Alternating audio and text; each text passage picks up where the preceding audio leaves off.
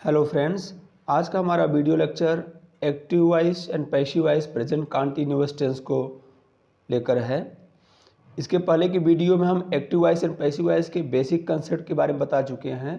तो अगर जो उस वीडियो को नहीं देखें तो please you are requested to watch this video, जिससे कि आपको इसकी स्टार्टिंग और इसके कंसेप्ट के बारे में अच्छी तरह से समझ में आ सके। इस पार्ट 2 में आज हम प्रेजेंट कंटीन्यूअस टेंस के पैसिव वॉइस को एक्टिव वॉइस को पैसिव वॉइस में चेंज करना सीखेंगे। जैसा कि हम जानते हैं कि प्रेजेंट कंटीन्यूअस टेंस के एक्टिव वॉइस के सेंटेंस में इज एम आर और वर्ब की आईएनजी फॉर्म दिए रहती है। Is am are helping verb, verb की आईएनजी फॉर्म दिया रहता है। तो इसकी हेल्पिंग वर्ब क्या होता है कि is am are plus being, इसका मतलब है कि is being, am being, are being और वर्ब का थर्ड फॉर्म लगाते हैं। इसका structure of sentence passive voice का होगा इस टेंस में object is am are and being, उसके बाद verb third form by plus subject. Passive voice में वर्ब का थर्ड फॉर्म हमेशा लगता है, उसमें वो आप अगर नहीं बताया जा रहा है उसको आप समझते रहिए कि वर्ब की थर्ड फॉर्म हमेशा पैसिव वॉइस में यूज होता है। तो आइए हम सबसे पहले सेंटेंस शुरू करते हैं अफर्मेटिव सेंटेंसेस। सबसे पहले हम एक साधारण वाक्य को देखते हैं अफर्मेटिव सेंटेंसेस। एक्टिव वॉइस है he is writing a letter. अब ए लेटर आपका ऑब्जेक्ट हो गया, ए लेटर ऑब्जेक्ट हो गया, ही सब्जेक्ट हो गया। जैसा कि पहले वाले वीडियो में हम बता चुके हैं कि ऑब्जेक्ट को सब्जेक्ट की जगह रखेंगे, सब्जेक्ट को ऑब्जेक्ट के पहले रखते हैं, उसके पहले बाई लगाते हैं और वर्ब का थर्ड फॉर्म लगाते हैं। यह बहुत ही इजी वीडियो है, बहुत ही इजी चैप्टर है। इसको थोड़ा सा अगर आप केयरफुल्ली अंत तक देख लेंगे तो बहुत अच्छी तरह से समझ में आ जाएगा।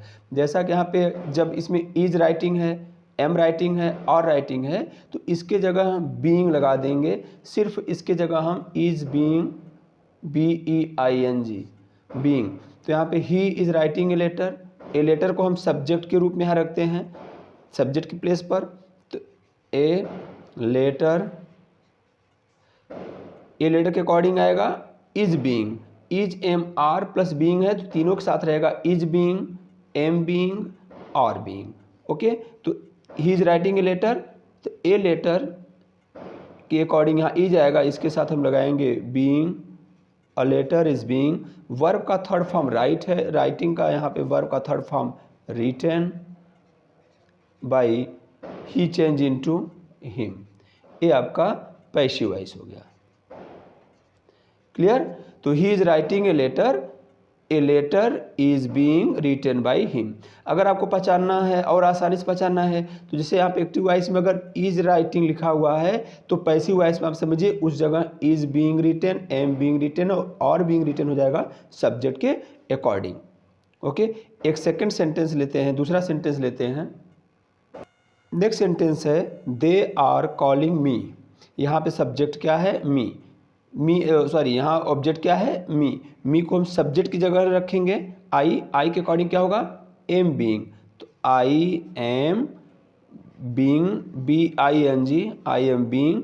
वर्ब का third form call, I am being called by, यहाँ दे का हो जाएगा देम। ओके, एक और एग्जाम्पल लेते हैं, she is singing a song.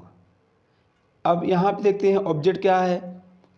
सबसे पहले हम एक्टिव वॉइस को तो बड़े आसानी से पहचान लेंगे कि is am are plus verb ING लगा रहता है। पैसिव वॉइस बनाते समय is am are plus being लगाते हैं, उसके बाद वर्ब की थर्ड फॉर्म लगाते हैं, इतना आपको जानना है।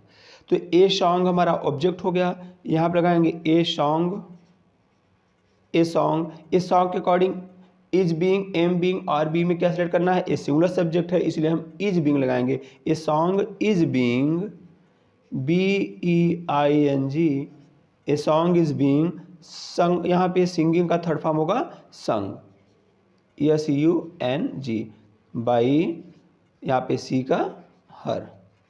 इस तरह देख रहे हैं कि अफर्मेटिव सेंटेंस में प्रेजेंट कंटीन्यूअस टेंस के अफर्मेटिव सेंटेंस की हेल्पिंग वर्ब होती है पैसिव वॉइस की is am are plus being, is am are plus being and plus verb third form. Is singular subject के साथ आता है, आई के साथ एम आता है और आर आता है प्लूरल सब्जेक्ट्स जैसे हो गया कि we, you, they, boys, girls और अदर्स प्लूरल सब्जेक्ट के साथ आता है। तो आइए अब निगेटिव सेंटेंस देखते हैं।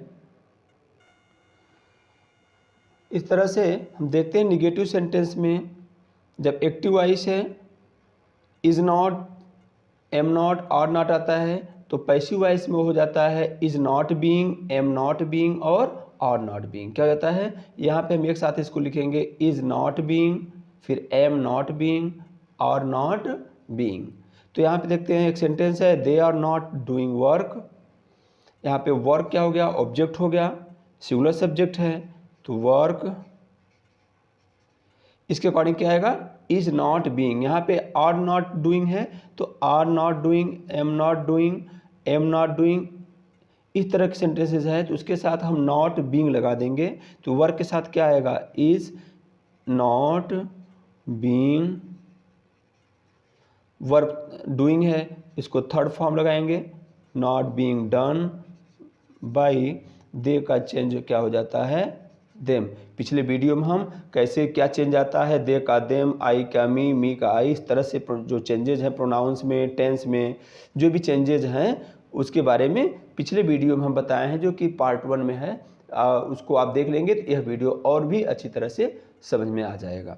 एक दूसरा सेंटेंस लेते हैं, she is not cooking, she is not cooking rice।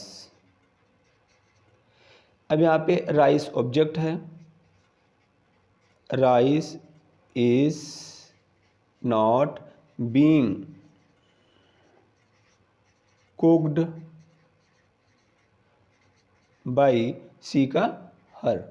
इस तरह से हम देख रहे हैं कि जब हमारा निगेटिव सेंटेंस में नॉट लगा हुआ है तो इसके हेल्पिंग वर्ब में हम सिर्फ नॉट लगा देंगे, इज एम आर है, तो यहाँ पे is not, am not, are not और बीइंग लगाएंगे। या तो इसको कह सकते हैं कि is not being, am not being या आर नॉट बीइंग। यहाँ देख रहे हैं are not doing change into is not being done, is not cooking, is not being cooked. So इस तरह से हम निगेटिव सेंटेंसेस को, एक्टिव वॉइस को पैसिव वॉइस में बड़ी आसानी से चेंज कर सकते हैं। अब आइए हम देखते हैं interrogative sentences. Present continuous tense के एक्टिव वॉइस सेंटेंस को हम देखते हैं। इंट्रोगेटिव सेंटेंस में क्या होता है कि पहले हेल्पिंग वर्ब इसमें पहले लगा होता है, is am are, is am are, फिर उसके बाद सब्जेक्ट, फिर वर्ब की आईएनजी फॉर्म। तो पैसिव वॉइस में क्या करेंगे, पहले इज एम आर, फिर उसके बाद object plus being and verb third form and by plus subject रखते हैं। तो यहाँ पे हम देख रहे हैं कि पहले यहाँ पे are you playing chess, chess क्या हो गया, सिंगुलर सब्जेक्ट हो गया। तो इसके अकॉर्डिंग क्या आएगा, यहाँ स्टार्टिंग में इज, उसके बाद आएगा chess, okay, is chess being, being पहले लगाएंगे, वर्ब का थर्ड फॉर्म लगाएंगे, बीइंग प्लेड बाई यहाँ पे यू। ये हमारा इंट्रोगेटिव हो गया। फिर लास्ट में क्वेश्चन मार्क रखेंगे।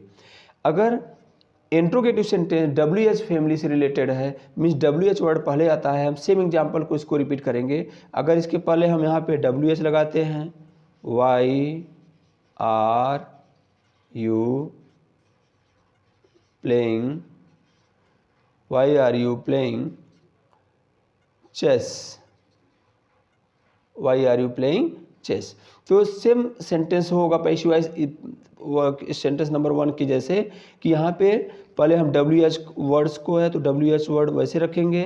अब यहाँ पे चेस के अकॉर्डिंग क्या आएगा, इज आएगा, फिर ऑब्जेक्ट क्या रखेंगे, चेस, वाई इज चेस, उसके बाद बीइंग। आप फार्मूला यहाँ देखते रहिए कि इसके बाद क्या होगा, ऑब्जेक्ट के बाद बीइंग, बीइंग के बाद प्लस वर्ब की थर्ड फॉर्म, प्ले का हो जाएगा प्लेड, यहाँ पे फिर बाई लगाएंगे, बाई के बाद यहाँ पे सब्जेक्ट क्या है, यू। तो आप देख सकते हैं कि why are you playing chess, तो यहाँ पे क्या हो गया, why is chess being played by you, why are chess played by you. इस तरह से एक और एग्जांपल हम देखते हैं इंट्रोगेटिव सेंटेंस के लिए। एक और एग्जांपल लेते हैं हम, how is he solving these questions. तो ऑब्जेक्ट क्या हो गया, दीज क्वेश्चंस, लेकिन यहाँ पे डब्ल्यू एच वर्ड वाले पहले हैं तो हम इसको डब्ल्यू एच वर्ड को पहले रखेंगे। हाउ दीज क्वेश्चंस, चूँकि प्लूरल में है तो हम यहाँ पे क्या लगाएंगे, आर दीज क्वेश्चंस,